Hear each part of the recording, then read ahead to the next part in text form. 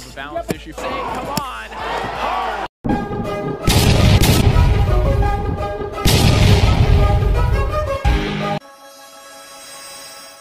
Isang madali ang boxing update sa kakatapos lang na laban sa Japan. Kakatapos lang pala na mapalaban ang tinaguri ang The Monster ng bansang Japan na si Naoya Inoue at dito ay kanyang kinaharap ang Koreanong si Yi Joo-un Kim.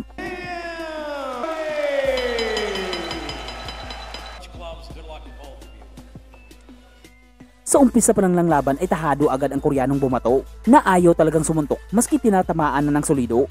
Silent right now, almost a hush of anticipation. Right now he's getting straight right to the body.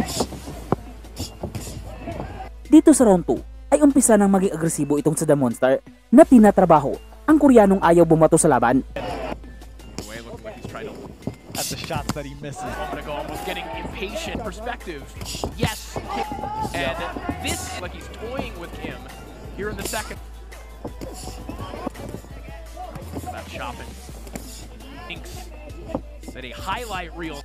Dito sa round 3 ay nakakatama na ang Koreano pero may malaki ng pasa ito sa kaliwang mata. Mike Altamura quickly. I like that Kim is also sharp that lazy jab with a...